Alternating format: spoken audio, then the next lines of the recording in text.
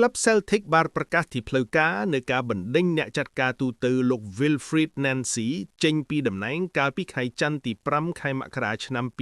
2026បន្ទាប់ពីលោកបានដឹកនាំក្រុមត្រឹមតែ8ប្រកួតប៉ុណ្ណោះនេះគឺជាចំណុចសំខាន់ជុំវិញការសម្រេចចិត្តដ៏គួរឲ្យភ្ញាក់ផ្អើលនេះរួមមាន 1. កំណត់ត្រាអាក្រក់បំផុតក្នុងប្រវត្តិសាស្ត្រក្លឹបលោក Wilfried Nancy បានក្លាយជាអ្នកចាត់ការដែលមានរយៈពេលដឹកនាំខ្លីបំផុតក្នុងប្រវត្តិសាស្ត្ររបស់ក្លឹប Celtic ដែលលោកដឹកនាំបានត្រឹមតែ33ថ្ងៃប៉ុណ្ណោះដែលក្នុងចំណោម8ប្រកួតដែលលោកបានដឹកនាំរួមមានចាញ់6ប្រកួត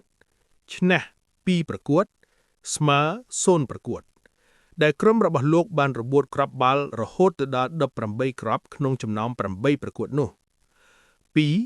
ការបរាជ័យក្នុងផ្ទះក្រោមទ្វេជើងក្រុមគូសត្រូវស៊ីសាច់ហុតឈាម Rangers ក្នុងលទ្ធផល3-1កាលពីខែសៅរ៍កន្លងទៅគឺជាមូលហេតុចម្បងដែលធ្វើឲ្យថ្នាក់ដឹកនាំក្លឹបសម្រេចចិត្តបញ្ចប់កិច្ចសន្យាជាមួយលោកភ្លាមៗការចាញ់នេះបានធ្វើឲ្យ Celtic ធ្លាក់មកឈរនៅលេខរៀងទី2និងដាច់ពិន្ទុពីក្រុមលេខ1 Hearts ចំនួន6ពិន្ទុ 3. មូលហេតុនៃការបរាជ័យអ្នកវិភាគបាល់ទាត់បានលើកឡើងថាលោក Nancy មានភាពរឹងទទឹងក្នុងការផ្លាស់ប្ដូរទម្រង់លេងលោកបានព្យាយាមដាក់បញ្ចូលប្រព័ន្ធ 3-4-3 ភ្លាមមកលើក្រុម Celtic ដែលធ្វើឲ្យខ្សែការពារមានចន្លោះប្រហោងខ្លាំង Kamikaze style ហើយកីឡាករមិនអាចបន្ស៊ាំខ្លួនបានទាន់ពេលវេលា 4. ការត្រឡប់មកវិញរបស់វីរបុរស Martin O'Neill ភ្លាមបន្ទាប់ពីការបណ្ដេញលោក Nancy ចេញ